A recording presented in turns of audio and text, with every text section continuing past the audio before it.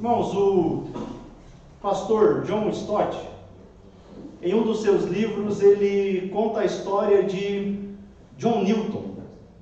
Talvez você não seja tão familiarizado com esse nome, mas é bem provável que você conheça uma música composta por ele, Amazing Grace, ou Maravilhosa Graça, a música mais popular dos Estados Unidos.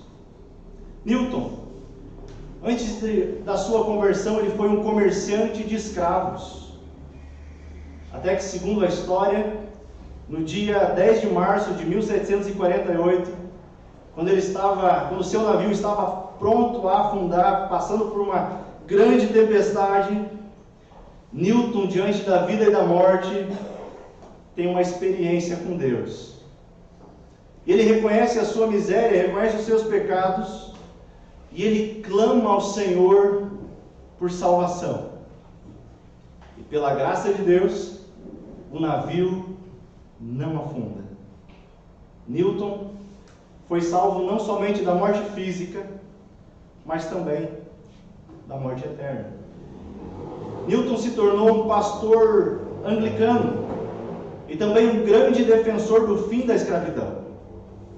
E para ele lembrar-se de tão grande salvação que ele havia recebido, de como Deus havia sido misericordioso, gracioso com ele, para que isso sempre permanecesse, fosse mantido em sua memória, ele fez uma placa próxima à sua lareira com as palavras de Deuteronômio 15:15. Lembre-se de que um dia você foi escravo na terra do Egito e o Senhor, seu Deus, o libertou. Assim estava escrito. Por que eu conto essa história? Porque constantemente nós esquecemos que fomos libertados por Cristo. E o nosso coração se volta facilmente a falsos deuses. E às vezes nós nem percebemos, não é verdade? É o que ocorre muitas vezes conosco. E é o que ocorreu com a igreja da Galácia. Por isso, eu quero meditar com vocês essa noite no livro de Gálatas, capítulo de número 4. Nós vamos ler apenas alguns versículos. Versículo de número 8 até o versículo de número 11. Carta de Paulo aos Gálatas, número 4, capítulo 4, versículos 8 até o 11. Então nós falaremos sobre aquilo que foi proposto no tema, né? Duas religiões e um contraste entre a fé do Evangelho e as demais religiões do mundo. Não quero ser extenso, apenas 3 pontos essa noite, é o que nós veremos. Os irmãos encontraram?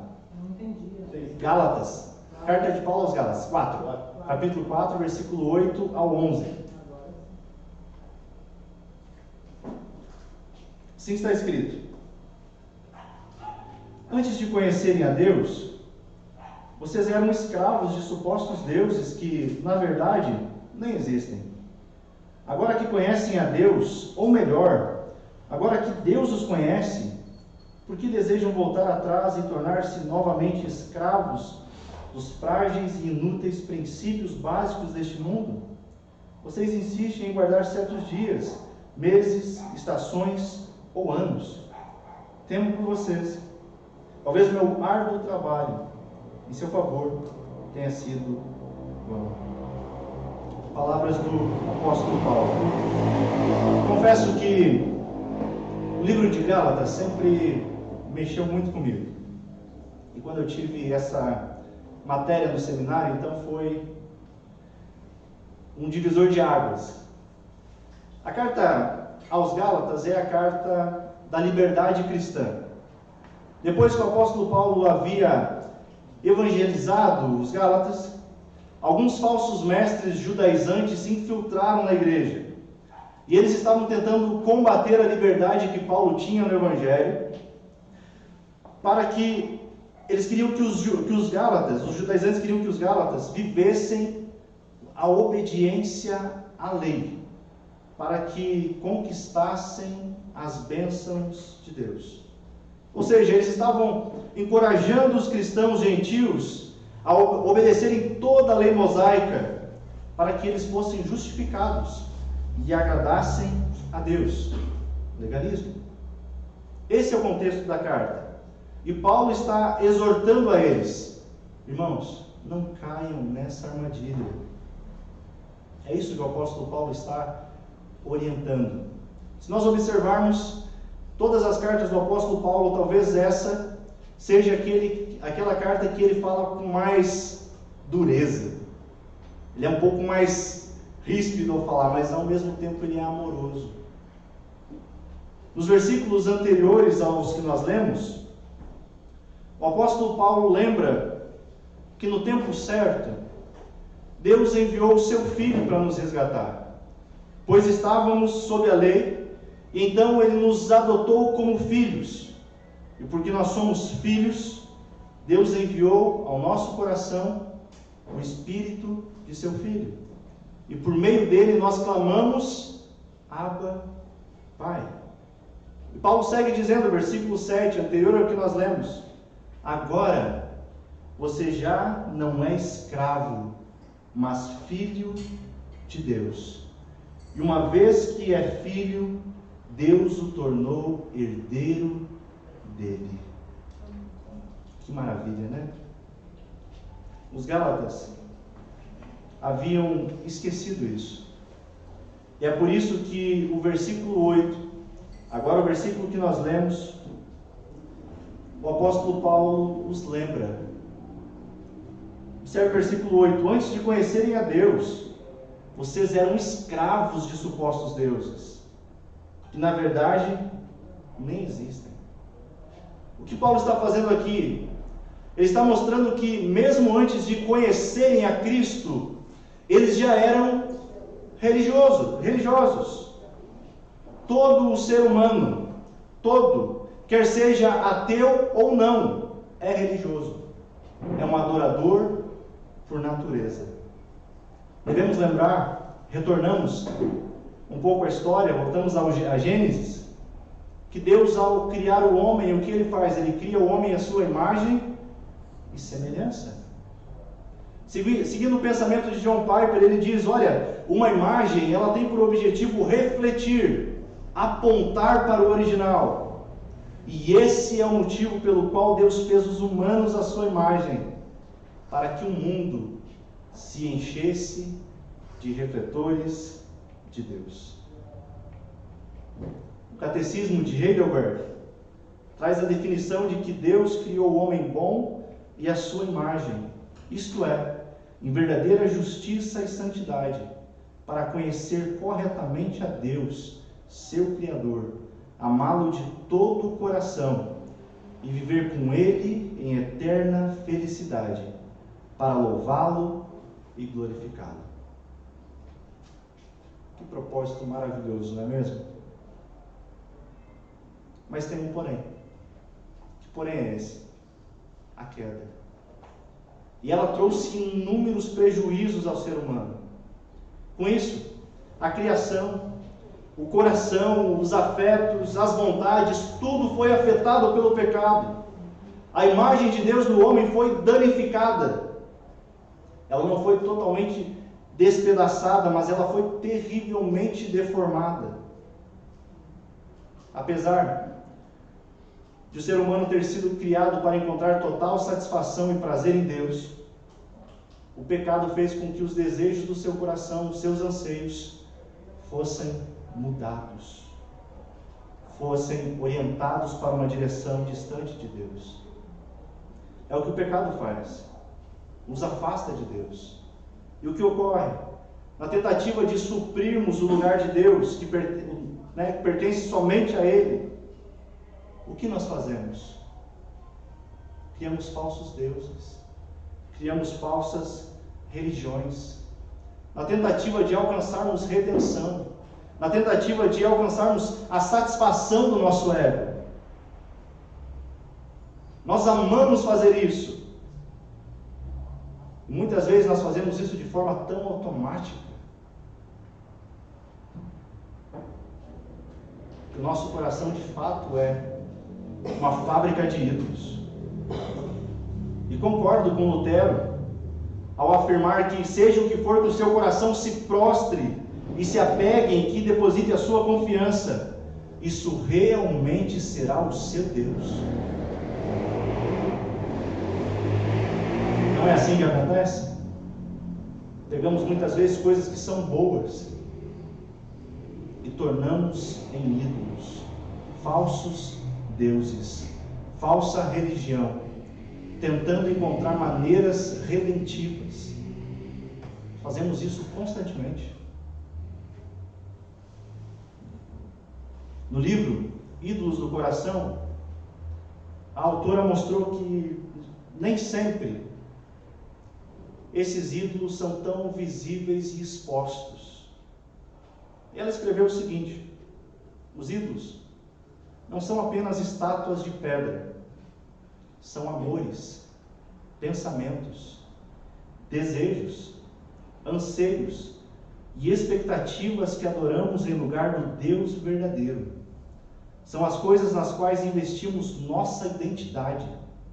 São aquilo em que confiamos. Os ídolos nos levam a desconsiderar nosso Pai Celestial em busca daquilo que imaginamos precisar. Tenso, né? Os ídolos nos levam a desconsiderar o nosso Pai Celestial. Uma clara mensagem dizendo: Deus não é tão importante assim. E é isso que acontece com os nossos irmãos de Gálatas. Eles vieram da escravidão. E Paulo diz que eram escravos de supostos deuses. E no versículo 9 ele vai dizer que eles estavam querendo retornar a esses deuses. Que coisa! Mesmo depois de tendo sido libertos, parece que eles querem retornar. É sobre isso que eu gostaria de falar um pouco com vocês. Gostaria de destacar alguns pontos. Primeiro, a pergunta: por que o cristianismo é tão diferente das outras religiões? Por quê? Você já se perguntou isso? Nós temos alguns contrastes, algumas comparações. E o primeiro é liberdade e escravidão, que o apóstolo Paulo está lembrando no versículo 8. Como escreveu Keller, ele diz: olha, o princípio básico do mundo, o princípio de todos, é que precisamos nos salvar. E desde o Éden, o homem tenta remendar sua situação com Deus. Tenta buscar maneiras com suas próprias obras, seu jeito. E o brasileiro é bom nisso, né? A gente tem o nosso jeitinho brasileiro. Mas é o próprio Cristo que diz que ninguém pode ir ao Pai se não for por Ele. É o próprio Cristo que diz que Ele é o caminho, a verdade e a vida.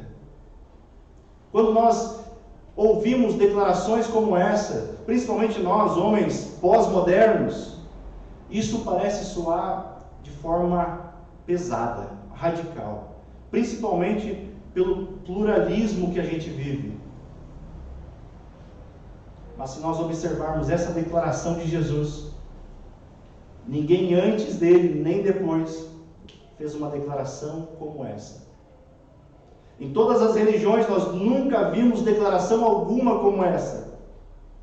Para você ter uma ideia, os grandes mestres, Buda ensinou por 45 anos, Confúcio por 22, Maomé por esse tempo mais ou menos, ou seja, nós temos em torno de 90 anos de ensino. Sabe por quanto tempo Jesus ensinou? 3 anos. Mas nenhum outro personagem da história impactou tanto a civilização como Jesus fez em 3 anos de ensino.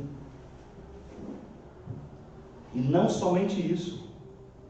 Mas se você pesquisar a história desses homens que eu citei, eles eram homens depravados. Maomé teve inúmeras esposas, enquanto que o Alcorão só permitia 4. Buda abandonou a esposa e filho. E Cristo? Cristo morreu sem pecado. O próprio Herodes achou inocência em Jesus. Um dos dois ladrões na cruz disse: olha, esse homem não fez nada de mal. O próprio centurião disse: esse homem é inocente. Verdadeiramente ele é o Filho de Deus. Por que o cristianismo é tão diferente das outras religiões? Porque as outras religiões não cumprem o que prometem. Pelo contrário, elas escravizam. Tem discursos bonitos, atraentes. É 5 passos para a felicidade, 10 passos para não sei o quê. Siga isso e você alcançará tal bênção. E até pode dar uma sensação de que nós estamos no controle. Mas nós caímos constantemente nesses falsos discursos. Caímos porque nós adoramos ser os nossos próprios salvadores. Nosso coração adora produzir glória para si. Mas nós esquecemos que viver dessa forma é querer retornar junto, assim como os Gálatas fizeram retornar à escravidão. Porque os falsos deuses não cumprem o que prometem. Não cumprem. Pegue a religião que você quiser, vai ser baseada em obras. Você precisa fazer isso, isso, isso. O cristianismo, ele nos humilha. Porque não tem bondade nenhuma em nós, é somente graça. Quando nós olhamos para esse estado de escravidão, essas falsas promessas, falsos deuses, falsas religiões, às vezes nós pensamos como eles pensam. E nós tratamos o nosso Deus da mesma maneira como eles tratam os falsos deuses. Pensamos que Deus nos abençoa quando damos alguma coisa a Ele. Quando fazemos tal coisa e por isso Deus nos abençoa. Você sabia que inúmeros cristãos vivem assim? O cristianismo pagão. Um relacionamento com Deus como se fosse igual aos outros. Gente, será que nós esquecemos que com Deus não se barganha? O Evangelho das Escrituras não é o Evangelho do Deus que derrama bênção sobre nós porque nós fizemos algo a Ele. No cristianismo, a diferença do cristianismo é que nós somos abençoados, não porque fizemos algo a Deus, mas nós somos abençoados porque Ele resolveu nos chamar de filhos e nos trata como filhos. Ele nos adotou e isso se chama graça. Por isso o cristianismo é tão diferente. Por isso Paulo lembra que éramos antes de Cristo de escravos, agora somos filhos. E essa verdade precisa ser dita constantemente em nosso coração. Ei, você é filho. Um dia foi escravo, mas Deus o libertou. O que nós fazemos? Vivemos como filhos, como alguém que foi liberto por Deus, não mais como um escravo dos falsos deuses, das falsas religiões. Falsos deuses, falsas religiões aprisionam. Mas o Evangelho, ele tem o poder de libertar o homem. Sem o Evangelho, a única condição é que nós só podemos estar debaixo da escravidão a um ídolo. Esse é o primeiro contraste. As outras religiões, falsas religiões, não cumprem o que prometem. Pregam uma certa liberdade, quando na verdade é escravidão. O segundo contraste entre a fé do Evangelho e as demais religiões é que no Evangelho, observe o versículo 9, no Evangelho você é conhecido. Observe o versículo 9, agora que conhecem a Deus, ou melhor, agora que Deus os conhece. Outro contraste, nas outras religiões, Deus é impessoal, inexistente, não se relaciona com ninguém. Diferente do Deus das Escrituras, um Deus que nos conhece. Que maravilha! Não é mesmo? Saber que o próprio Deus conhece cada um de nós. Tim Keller escreve que o que faz de alguém um cristão não é tanto o fato de conhecer a Deus, mas de ser conhecido por Ele. Conhecer alguém na Bíblia é estabelecer um relacionamento pessoal. Ou seja, qualquer um que ame a Deus, assim o faz porque Deus o conhece. Por isso que Jesus diz que não fomos nós que escolhemos a Ele, mas Ele que nos escolheu, Ele que nos amou primeiro. Muito diferente das outras religiões. Temos um Deus que se relaciona conosco, um Deus que está vivo. Keller, outra vez escreve que o fato de que esquecemos essa verdade, ela nos leva a uma insegurança quanto a sermos ou não aceitos por Deus. Quando nós esquecemos que somos conhecidos por Deus, nós temos uma insegurança. E essa é a razão pela qual nós procuramos produzir, fabricar ídolos. Porque nós esquecemos que somos conhecidos por Ele. Esquecemos que a nossa identidade está em Cristo. De que nós fomos adotados para a sua família. De que nós fazemos parte do plano eterno de Deus. De que somos filhos. Você já parou para pensar? Que o Deus que criou o universo e tudo que nele há, o Deus que chama à existência todas as coisas pelo poder da sua palavra, é o mesmo Deus que te chama de filho.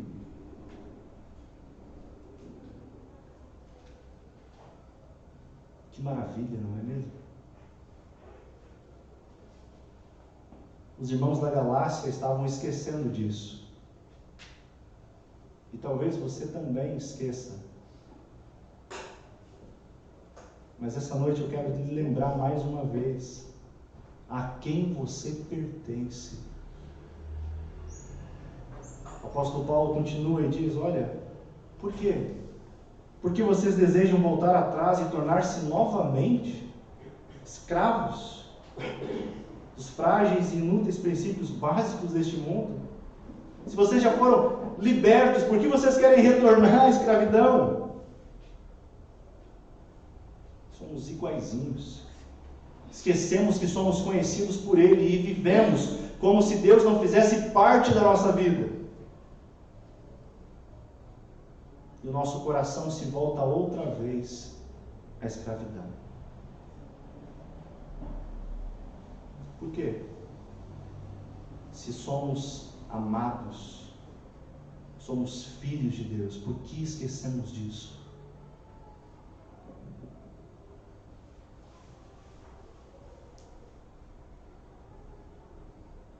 Terceiro ponto, nós vimos dois contrastes até aqui. Terceiro ponto, na verdade, não é um contraste entre a fé do Evangelho com as demais religiões, mas é um alerta, é um cuidado. E agora sim eu falo de uma segunda religião. O alerta é esse. Cuidado com a outra religião. Um outro tipo de cristianismo. Cuidado com a religião de Cristo e mais alguma coisa. Versículo 10. Vocês insistem em guardar certos dias, meses, estações ou anos. O apóstolo Paulo está falando um tom muito bravo aqui. Simplesmente porque eles estavam insistindo em guardar certos costumes dos judeus, sendo eles gentios. Os judeus, como eu falei no início, eles haviam se infiltrado na igreja. E eles estavam pregando o quê? Cristo mais alguma coisa.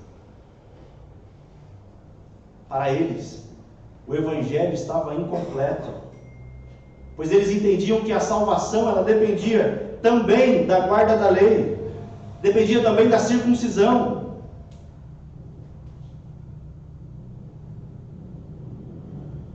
Essa foi a infiltração na igreja da Galácia. Cristo e mais alguma coisa. O apóstolo Paulo está alertando: cuidado, gente. Cuidado. Por Cristo e mais alguma coisa vai levar vocês à escravidão. Não é isso. Foi para a liberdade que Cristo nos chamou. E vocês estão querendo retornar.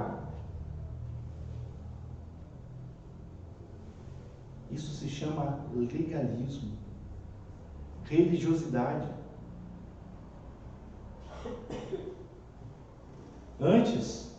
Antes da conversão dos irmãos da Galácia, eles eram escravos do paganismo. Mas agora, depois da conversão, eles estão se tornando escravos do quê? Do legalismo.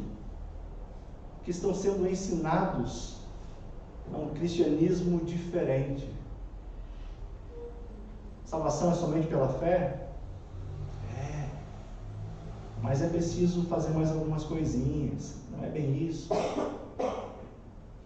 E assim nós vamos juntando, colocando coisas. Porque quando nós fazemos isso, claramente nós estamos dizendo que Cristo não é suficiente. É necessário uma contribuiçãozinha, uma colaboração minha. Legalismo é justamente isso. Tentativa de acrescentar algo à obra completa de Cristo. É confiar em outras coisas. É confiar em quem você é, no que você faz. É confiar na sua moral.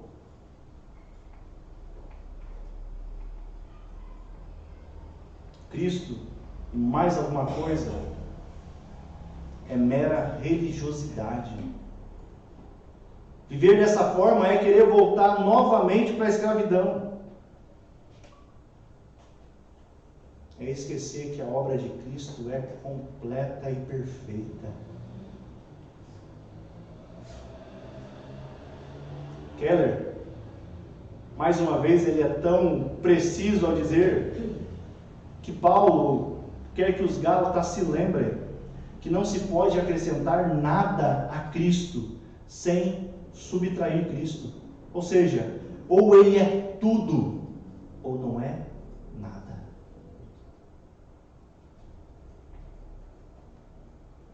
Talvez nós vivamos assim. Um relacionamento com Deus de religiosidade, confiando na nossa própria autossalvação, confiando nos nossos dons e talentos, confiando que nós somos melhores do que os outros. Nosso coração volta e meia se inclina a esses enganos. E nós precisamos que o Senhor reordene novamente o nosso coração e as nossas vontades a Ele. Pode ser que a nossa relação com Deus seja meramente religiosa, cumprir a agenda, legalista. Vocês lembram da parábola do filho pródigo? Que na verdade é a parábola do pai que tinha 2 filhos. Você lembra? Um deles saiu de casa, pediu a parte dele da herança e se foi. O outro ficou. Logo se deduz, ficou porque ama o pai. Mas ele não amava. Ele estava interessado somente naquilo que era do pai. É isso que pode acontecer com a gente, quando nós preferimos as bênçãos de Deus do que o Deus das bênçãos. É isso que pode acontecer quando nós nos relacionamos com Ele por interesses. No fundo, acreditando que receberemos algo dele por aquilo que nós fizemos ou iremos fazer. Santo Agostinho dizia que toda a vida cristã, do início ao fim, sabe o que é? É graça. E Paulo está alertando aqueles irmãos: cuidado, o Evangelho de Cristo é suficiente. Não voltem à escravidão. Não vivam uma vida de mera religiosidade. Não vivam dessa forma.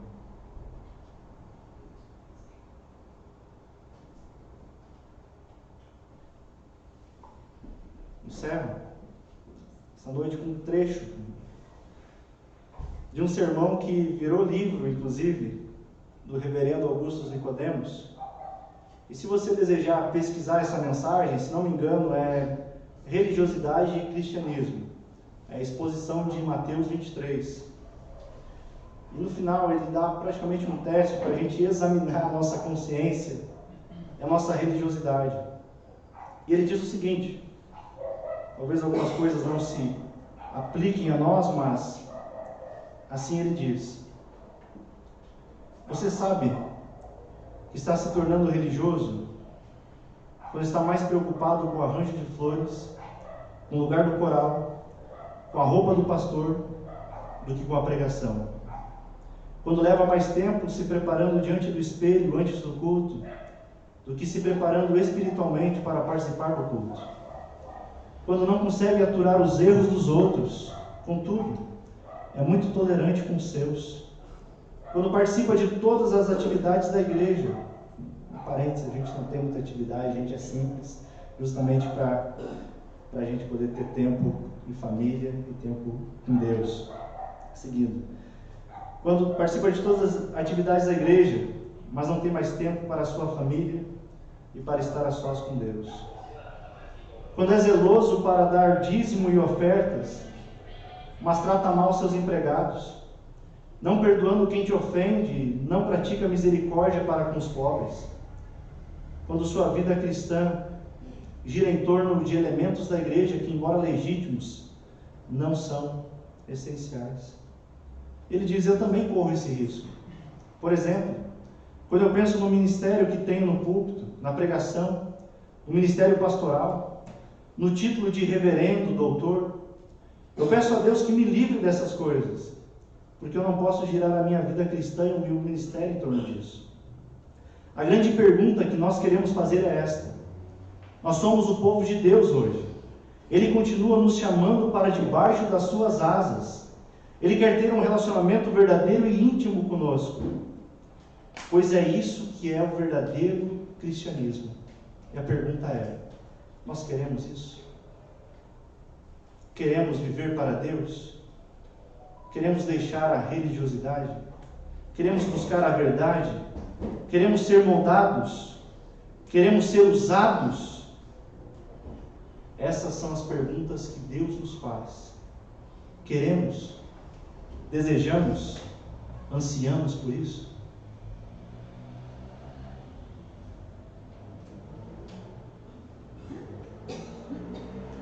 O apóstolo Paulo segue a sua carta dizendo: olha, não voltem à escravidão. É para a liberdade em Cristo que vocês foram chamados. Não acrescente nada além ao Evangelho. Cristo é suficiente. E se queremos viver para a glória de Deus, nós devemos entender que tudo nessa vida depende do próprio Deus.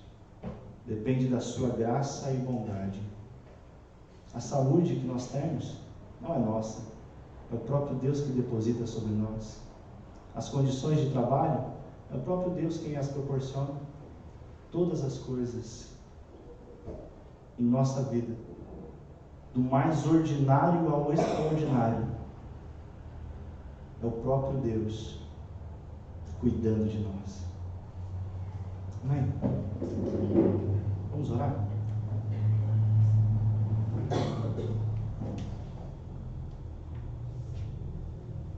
Obrigado, Senhor, pela Tua palavra. Obrigado pelo Teu cuidado conosco.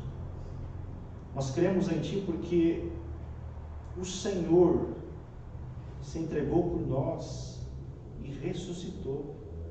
Não cremos em um Deus de mentira, não cremos em um falso Deus, mas cremos no Deus vivo, cremos no Deus que é todo poderoso, no Deus que derrama sobre nós o seu Espírito, o Deus que nos chama de filhos. Por isso, Pai, não deixe com que o nosso coração se incline a falsos deuses, a falsas religiões. Não deixe com que a gente se incline pensando que nós somos merecedores de algo, que é porque nós fizemos ou fazemos tal coisa que o Senhor vai derramar as bênçãos sobre nós. Não é isso. Mas nos dá um coração quebrantado perante o Senhor e humilde para reconhecer que tudo vem do Senhor. Toda boa dádiva pertence a Ti. É o Senhor quem nos cuida. É o Senhor quem nos sustenta. Cremos no Senhor porque o Senhor abriu o nosso entendimento. Foi o Senhor que abriu o nosso coração. Eu sei que ainda há pecados em nós. Ainda há legalismos, religiosidade. Mas nos faz enxergar a Tua beleza, que é suficiente. Nos faz nos prostrar aos pés da cruz e observar que não há mérito algum em nós, porque fomos nós que matamos o próprio Filho de Deus. Foram os nossos pecados que o levaram Jesus à cruz. Não há bondade em nós, e por isso nós suplicamos: ensina-nos a viver neste mundo como verdadeiros libertos da escravidão, vivendo para a Tua glória. É o que eu te peço, em nome de Jesus.